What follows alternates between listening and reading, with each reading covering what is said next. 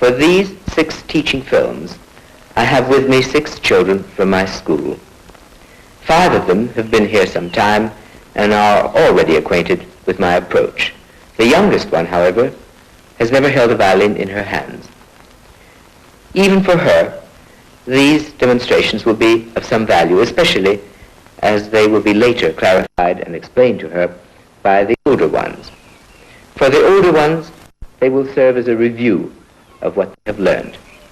In fact, I hope these lessons may be of use to all violinists of all ages.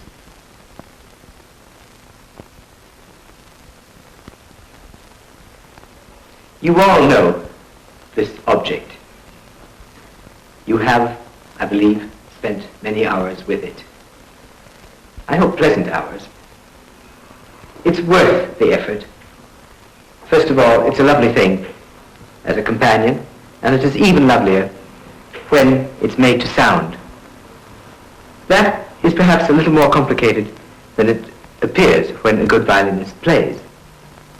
And it is precisely with that in mind, with the idea that I want you to enjoy it, that I want others to enjoy you playing the violin. I'd like you to feel free as you communicate your own thoughts and feelings and those of the great composers who have written for the violin. It's with that object in mind that I have prepared these lessons. It will demand a rigorous discipline and a very exacting, precise approach on your own parts. In fact, don't imagine that playing the violin is something that, once mastered, need never be thought about again. These lessons, I hope, will be concise and clear enough that they may enable you to return to the task, to the almost daily task, even as you get proficient. But always, of course, it will be easier with each day. My approach is based on a few basic principles. These will become clearer as the lessons themselves progress. At first they may appear not so clear, but I shall have to state them nonetheless at this point. We all know the principles, the basic principles that govern all technique. These are the economic use of energy, the smooth turnings between directions so that there is a continuity, the rounded corners, anticipation, which is extremely important, so as not to be taken by surprise, elasticity, strength, speed, and of course, a quiet breathing rhythm, which is not upset at any time. But we are concerned in how to achieve these. And I have been governed by 3 interlocking principles, as you will see in these lessons. The first one is to look upon violin playing in its 3-dimensional context and break it down into the motions in each dimension. There is, of course, the vertical against gravity, which is up and down. There is the directional, as when we walk or draw the bow across the strings. And there is the sideways motion. Each one of these, we develop and build our strength, our elasticity, our resilience in these. But then the second part comes in when we have to put them together again, because there is no single motion that occurs in one dimension alone. We put them together again into circles and ellipses to assure the smoothness of the technique. And finally, the third part, we have to build a sympathetic coordinating structure of motion in our whole body, which will support even the smallest of these specific required motions. Now, I would like to illustrate these with an example on the violin. This anticipates our lessons, actually, but may serve to clarify your minds. Supposing I do this figure with the left hand.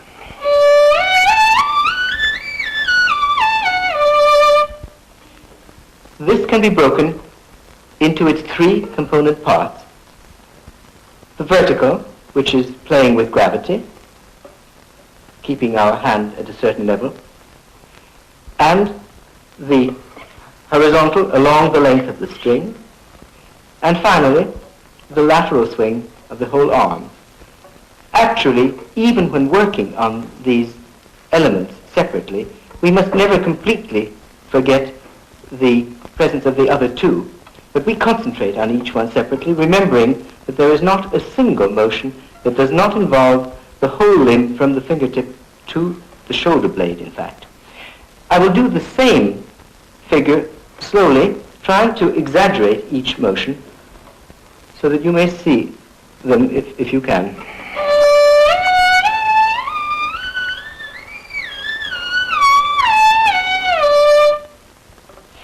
The very same principles apply to the right hand. If I play this simple stroke,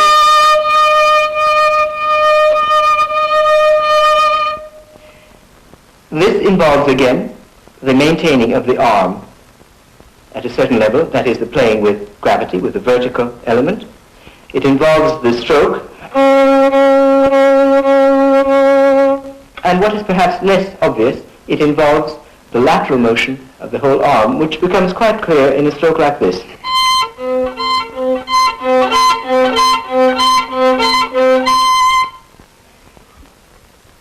These elements would not be complete even when put together as we do into the circular and elliptical forms without the third element, which is the supporting motion, the cooperating and coordinating motion of the whole body. This involves posture and elasticity. Now, posture involves elongation, that is, stretching, and balance. We all know that we can't balance a soft object. You can't balance a pillow. But you can balance a cane or an umbrella because they are long and straight. Now, the longer and straighter we are, the more finely balanced, the more delicately poised we are, the less energy we require to keep ourselves erect, and also the more subtle and rapid are our adjustments to imbalance. This depends as much on our feet as it does on our head. To begin with our feet, if we keep them together, as long as we are still, it's all right. But if we begin playing, we might easily fall off balance. If, however, we keep them too far apart, that's rather awkward and ungainly because we can't shift weight from one foot to another without jumping a bit. Whereas if we keep them approximately this distance apart, we have a good base, solid enough, and at the same time flexible enough, and we can move weight from one leg to the other. We can swing the body, we can swing the head, and we are always in balance. Now to go to the other extreme, to our head, which is most important in violin playing, but not only to think with, but simply as another part of our anatomy, a limb that has weight and that is very mobile and flexible. And unless we keep its flexibility, unless we keep the neck soft, we may get into trouble. Many violinists suffer from pains and stiffness and tension in the shoulders and neck. Its only function in violin playing is to touch the violin and sometimes lean slightly on it, pulling back, preventing the violin from falling away. Now, as to the general elasticity of the body, I would like to give you an example to prove how soft and floating the body should feel. We can start a motion in the arms from the body. That is not the way you would play normally, though the body must always be prepared to prepare the motion of the limbs. But supposing it came exclusively from the body, the limbs would be floating, ready to move, and the body takes the initiative.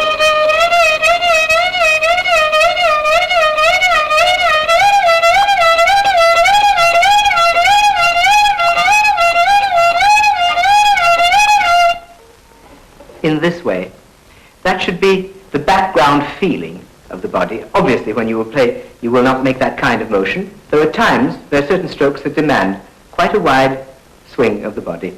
Now I would like to put the violin aside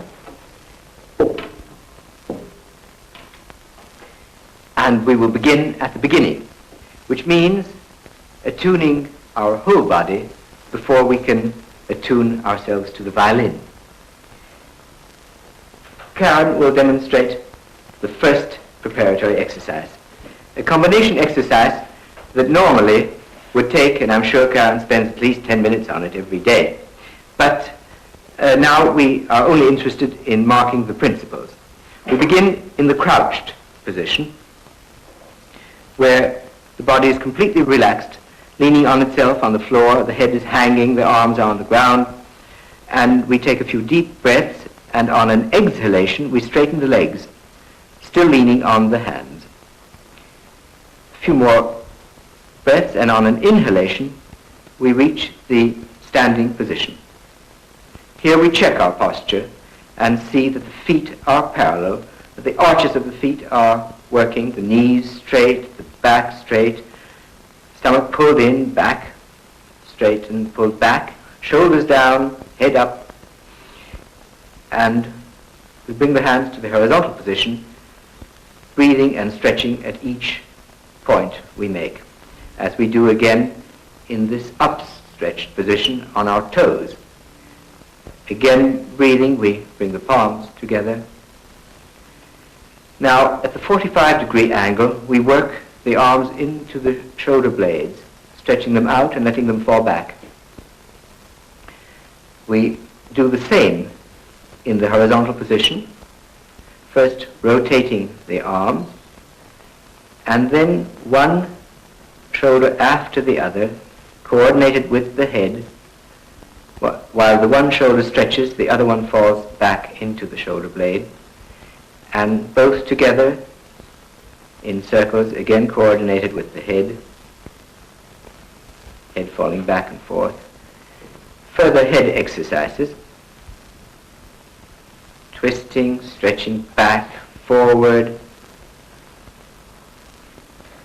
chin forward, chin back, and finally sideways in the Indian motion. And that is the first exercise. Thank you, Karen. And now Elizabeth will proceed with the second exercise, which already comes a little closer to playing the violin in that it is based on continuous rotation. Collapsing at the waist, everything hanging, including the arms and the head. Nothing is moving until Elizabeth starts a gentle sway, which induces a passive rotation in the arms. This is continued and maintained as the arms have to be more and more carried, but the rotation does not stop, nor does the body sway stop. And gradually she comes into the violin playing position with both arms at approximately shoulder level. And the head too is participating in the motion, creating a kind of massaging, pleasant motion, which should bring us closer to a happy way of playing the violin. Then, continuing the motion, we make rotation exercises with the wrists, remembering both in this down bow rotation, as it were, and in the up bow rotation, which is in the opposite direction, that the fingers have to also be passive and move in their own joints. And then moving to the elbow, we hang the forearms and swing. And then we swing them above our heads, fairly energetically, exercising the muscles of our back. And then we go into the full arm rotation, beginning in one direction. You see that the arms cross alternately, once above the left, once above the right. And that can be done as energetically as we like, in the opposite direction as well. It can be done also faster and with greater swing. And then in opposite directions, opposite arms, and in the opposite direction now, opposite arms. That's very good. And finally, into the figure 8 exercise, which is down bow, up bow, as it were, in both arms. At each point of the extreme up bow and down bow, the shoulders stretch. the back stretches, also the down bow, that's right. Good, Elizabeth. That's fine. Now, I would like to show you a few exercises with which you may be less familiar. Can you balance on one leg, David? That's not bad. Very good. Now, balance is a very important thing for violinists standing, because they must never be in a static, firm position. They must always be fluid. And therefore, standing on two legs must not give them the illusion that they are rooted in the ground. On the contrary. And that is why, again, these exercises, and in the yogi terminology, they call them stork exercises, because they are on one leg, are the best way of becoming aware of balance. There are a few variants to this exercise, which I'll show you. One of them is this one. Back. And, of course, one of the things you must remember is to pull your shoulder down with the leg. It stretches the shoulder very well. Back again. Right out. There is another exercise for people who stand a great deal, which is extremely useful. That is called the shoulder stand. In that, the feet are right up in the air, and the blood is drained from the feet, relieving the pressure on the feet that we gather as we stand on them all day. And it stretches the neck very well, and it irrigates the head. From there, I'll go into what's known as the plow pose. That's when the feet touch the ground behind the head, and finally into the complete relaxation.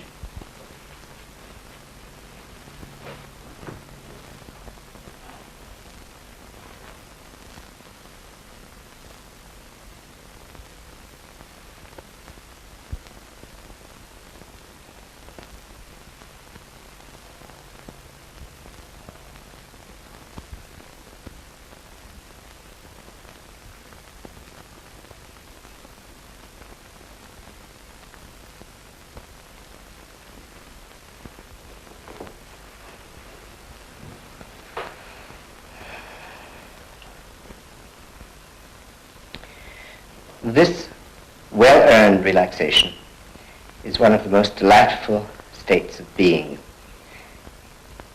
It should always follow upon the exertion of violin practice, but it is particularly enjoyable when it follows upon the exercises you've just seen, because when we have breathed deeply and stretched and swung and balanced, at that time when we come into this position, the limbs feel their full weight. The arms and the head all lie on the ground as if they were glued to the ground. And it induces a kind of complete, it's not quite sleep, but it is very akin to sleep, and in fact is a state of being more relaxed even than sleep, because there's no twitching and there's no tossing about.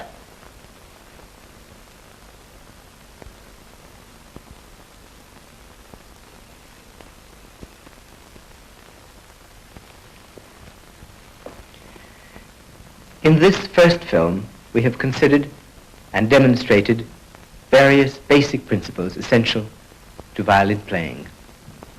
I have spoken of the three-dimensional continuity in which we work, of the need for stretching, for flexibility, for balance, and of the command of the space around us. I have tried to evolve exercises which would imprint these principles upon our muscles, our body, our habits, so that subsequently, when we speak of the violin technique, we will be able to apply these principles to the smallest details of that technique. But it would be a mistake to assume that these principles are restricted to the technical and the physical, because these very same conceptions apply equally well to the mind and the heart. For we speak of stretching the mind, of maintaining the balance of our thoughts and of our feelings, so that we may be subtly reacting to the smallest influences around us. We must remember that we live in this three-dimensional continuum and that our minds and our hearts operate in the same way as our bodies do.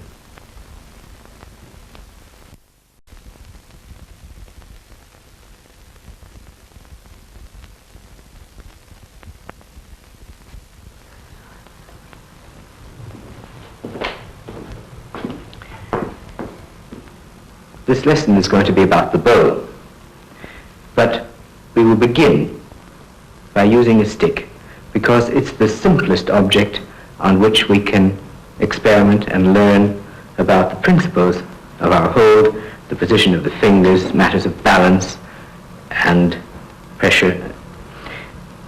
Let us start by trying to balance it at the middle point. Would you like to try this? Find the exact middle of your stick where it balances. Then between the thumb on its side and the middle finger, the second finger, with dropped wrist, with rounded second finger and rounded thumb as well on its side, hold the stick. Actually, hold is an exaggeration. Just keep the stick from falling. Little Karen, your little finger is pointing straight out. Try to put it on top of the stick now. And the first finger, let it lean and embrace the stick. The fourth finger is too far on top of the stick. Should be a little behind, just nearly at the top. And the space between the fingers must be approximately equal. They must be very soft, the whole hand must be hanging, no tension anywhere at all, because you don't need it to hold the stick in the middle. That's not bad at all for the first time, Karen. Look at Rosemary. She does it very well. Rosemary, can you move the hand down begin moving it down to its normal position and see where you begin feeling the weight of the stick in the little finger where it begins balancing it. You see? The sooner you feel that, the more sensitive your fingers are. Of course, they must remain sensitive even at the very fog. And there the weight is the full weight of the stick in the hand. Incidentally, so that we are sure of our nomenclature, violinists call this finger the first, this the second, this the third, that the fourth. This applies to both hands, of course, because in violin playing, the fingers are always opposed to the thumb. Piano playing, they are all equal. To begin with, this first hold, the ring, as it were, the middle finger and the thumb. The thumb must be touching the stick at the top edge, including a bit of the nail, so that it may follow the stroke in the natural direction of its own joints. The thumb would normally slide if it weren't anchored to one spot. In the beginning you will find it will slide. This is the action it should be able to do, and this is the action it will do when it is finally established in contact with the stick. The second finger touches the stick along the distance between the first and second joint and into the first joint. It mainly around the first joint. The first finger leans on the stick, not completely on its side, but again at about a 45-degree angle, so that it is in a position to exert pressure and to be in line with the rest of the knuckles. It is not actually correct to speak of pressure when it is really the weight of the arm that is allowed to fall on the first finger, resisted by this section of the first finger, which carries the weight, which must never cave in. It also touches the bow, when necessary, to its tip, all the way around the stick. The fourth finger is nearly vertical, but it is exerting its pressure not on top of the bow, but slightly on the side of the bow, because it balances again the first phalange of the first finger. If it were on top of the bow, the first finger would lose contact with the bow completely. The third finger has, to a certain extent, the function of the fourth, in that it can assist the lift of the fourth. We can hold it a little with the third. But it also has another function in what we call the up bow. That is when the arm moves from its extended position towards the body, and then it has an action against the thumb, which pushes the bow against the first finger, which can then apply its pressure, which it couldn't do if the third finger were not there. Our hold of the bow is built of two arcs. The one we have considered the middle hold between thumb and second finger, and the other one is the bridge, of which one pair is this first finger, and the other pair is separated into two legs, the third and fourth fingers.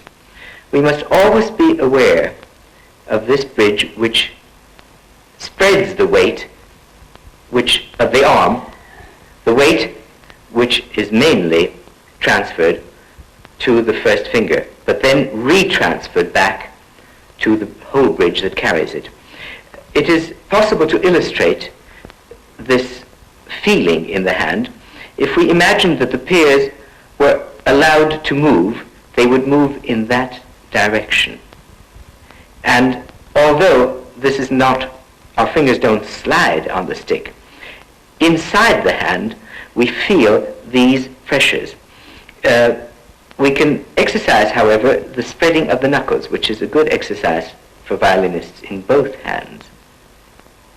Sometimes the first finger is more closely bridged, as it were, with the fourth finger, at other times with the third finger, and often with both simultaneously. It is necessary to remember our basic principle of space. There must be space between the fingers, space in this way through the circle, including the thumb, which allows each finger to act in its own particular way. The angle of the knuckles is at almost a 45-degree angle. This has several reasons. Our main articulations in the wrist and the knuckles, if we held an object normally, are vertical. This would not do for violin playing, where we are concerned with a continuous stroke, a melodic line. This involves a horizontal motion.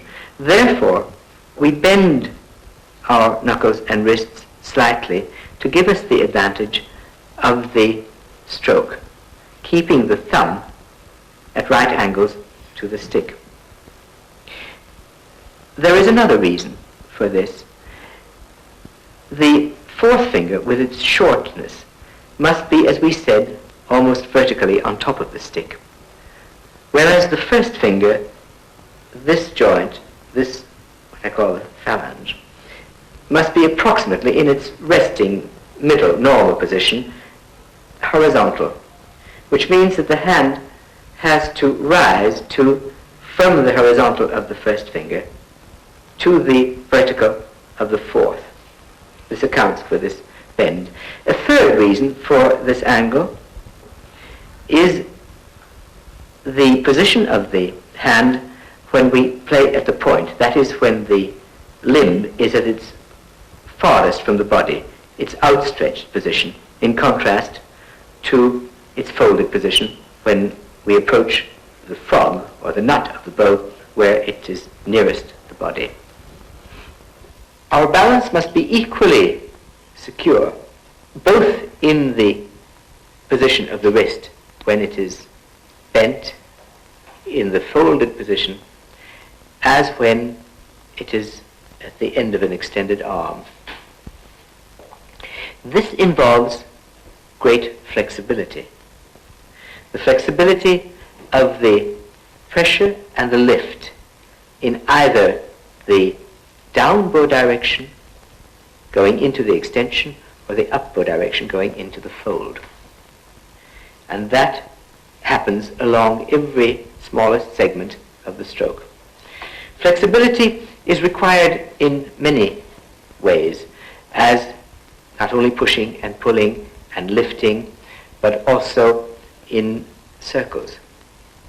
In circles which take us from one string to another, or take us from one stroke into the next, or in very complicated ellipses and circles involved in connecting the two halves of the bow.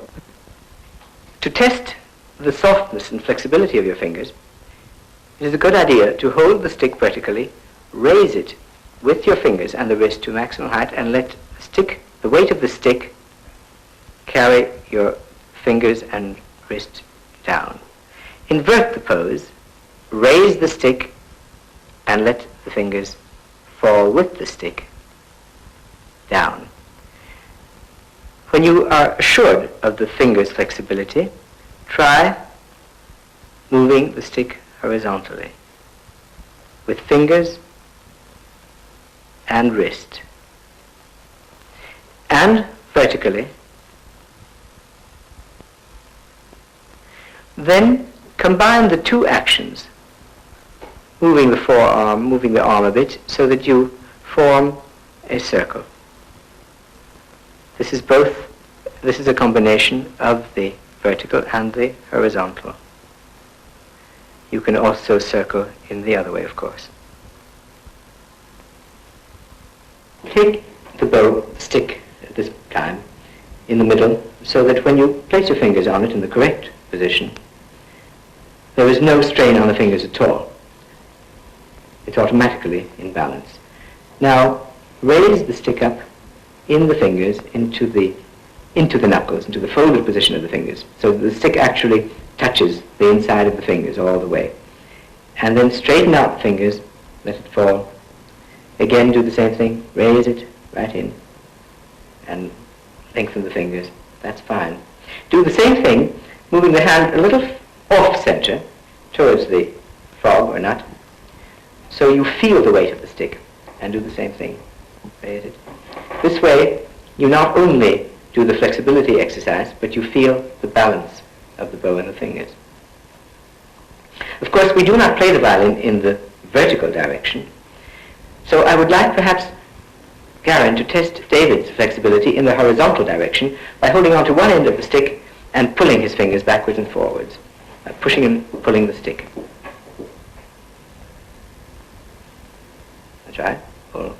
The fingers should remain at the same place and be very flexible, just holding enough to not to lose their place, but flexible enough to be moved. Now, this is a crude way of testing, thank you, a crude way of testing the horizontal flexibility of the fingers by pulling and pushing. I'd like to see if your fingers are sensitive enough to react to gravity doing the same thing. Hold the stick vertically in the normal middle position. Now push the stick up with your fingers and wrist alone, straight vertically, and let it fall, pulling the fingers and the wrist with it. Again, up and down. We have to control the motion in the other way as well, so turn the stick around, again vertically, and push it up, and let it fall into the fingers. As high up as you can, and then let it fall. The thumb always rounded on its side, every finger in its right place, all the details very precisely attended to. Thank you. We have spoken a great deal about the bow without using a bow, and now I'm going to take one. We've come to the point when we can speak about strength. Strength in violin playing is of two kinds. There's the one which is concerned with the launching or catching of momentum. That is like a pulse. There is one movement which occurs intermittently with a passive reaction in between. Then there is the other kind of strength, which is required for prolonged continuous effort, as when you may be pushing or pulling a heavy load up a hill. For the first, which is essential to a change of directions, because we all know when we throw a ball against the wall, it rebounds. When we catch, we rebound. When we throw, we give one impulse and then let the ball do the rest. The same thing happens in the change of directions between the down bow and the up bow on the violin. I would like to compare it with what I might call the smack bounce. That is, if we smack something or someone, perhaps a teacher, next us, this way, we smack and bounce back as the ball does off the wall. This movement must be like a whiplash, like a wave. We don't smack like that. We let the movement go all the way down into the tips of our fingers and back again. Now, this would account for the change of direction from a down bow to an up bow. The other way, we would imagine something behind us or on the side that we would smack with the back of our hand. And this is the way that would happen. And that would account for the change from the up bow to the down bow. Perhaps we could illustrate that, or perhaps you'd all like to try first just the smacking movement without the stick or the bow. Just smack away from you, like that. That's it. Not so down, Rosemary, perhaps a little bit more on the side plane. That's fine. That's very good. And try it going up a little bit like that, as if you were playing on the G string. Very good. And now the change, the other smack. Very good. Now perhaps you'd like to show it with the bow. I know that you won't lose the bow when you do that. And let me see now the smack to the side, that one. Very good. And the smack with the top part of the hand back behind you or on the side. That's right. Very good. Very good. That's fine. Now, this same intermittent effort is associated with the making of a circle. If we give a circle a certain impetus, again, we just give it one push and the rest is carried around. Can you do this making circles, giving each circle its new impetus? Very good. And the other way around, the other circle? Excellent. Excellent. The second aspect of strength is involved in the continuous pull and push, as opposed to the intermittent effort of the change of directions in the smack bounce. I'm using my left hand to substitute for the friction of the bow on the strings, this friction which is in proportion to the weight of the bow on the strings. In the down bow, the continuous pull looks like this, and you will see that there is an adjustment of the whole arm rotating towards the bow, towards the first finger, and in fact involving the shoulder to a certain extent. And in the up bow, a folding back, and this continuous adjustment is required in order to keep the bow on the straight line, as otherwise it would be describing arcs like that, or like that. And finally, as we approach the frog, the folded position in which even the shoulder blade contributes to the final motion. Now let us put the pieces of this little jigsaw together. We know the pull and the push, this continuous feeling along the whole stroke. But this stroke can also be very short, and we must still feel that same pull-push. We know the smack bounce, which is normally a very short, sharp motion, but that can also include in one motion the whole length of the bow, in either way. Now, if we put them together in a whole bow stroke, it will go something like this. We pull, we smack bounce, we push, we smack bounce. And this can easily take the form of a figure 8, much exaggerated, but it's an easy way to get into the feeling. Having said this, I would like to remind you that we can return to the no-effort state, that state of floating sound when all we have to do is to balance the bow and to carry the weight in the shoulder. And that way the shoulder becomes quite aware of its responsibilities. We must control all degrees between this state of floating and the full strength that we may need.